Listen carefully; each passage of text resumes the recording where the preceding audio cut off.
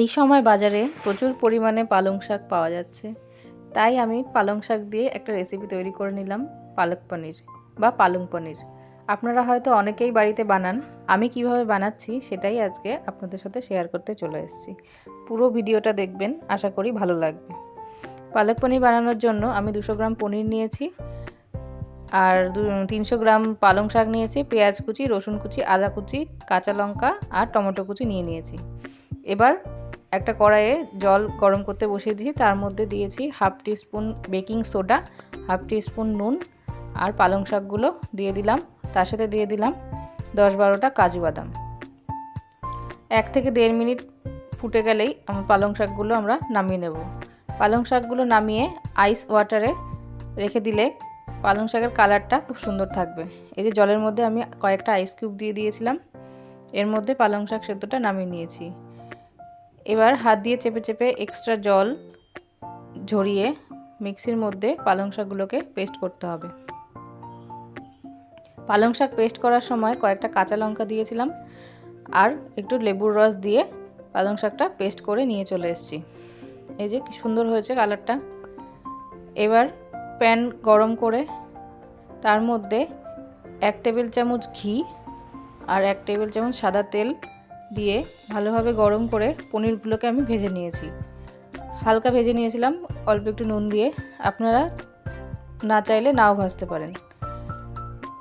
পনিরগুলোকে হালকা ভেজে তুলে নেব। এই যে আমাদের পনিরগুলো ভাজা হয়ে গেছে, পনিরগুলোকে আমরা এবার তুলে নিচ্ছি। ওই তেলের মধ্যেই আমি দিয়ে দেব হাফ টিস্পুন গোটা জিরে, আর দিয়ে দেব কেটে রাখা কুচনো রসুন কুচি। রসুন কুচিটা দিয়ে একটু ভাজা ভাজা করে এর মধ্যে দিয়ে দেব আদা কুচিটা। আদা কুচি দিয়ে দিলাম। আদা কুচিটা দিয়েও নাড়াচাড়া করে এর মধ্যে দিয়ে দেব কুচনো পেঁয়াজ। পেঁয়াজ দিয়ে বেশিক্ষণ ভাজার দরকার নেই, কালারটা যখন একটু চেঞ্জ হয়ে আসবে তখন এর মধ্যে দিয়ে দেব কিছু গুঁড়ো মশলা। দিয়ে দিয়েছিলাম সামান্য পরিমাণে হলুদ, আর 1 টিস্পুন লঙ্কার গুঁড়ো, হাফ টিস্পুন জিরের গুঁড়ো আর 1 টিস্পুন ধনের গুঁড়ো। এই মশলাগুলো দিয়ে ভালোভাবে নাড়াচাড়া করে নেব। তারপরে এর মধ্যে দিয়ে দেব কুচনো টমেটোটা।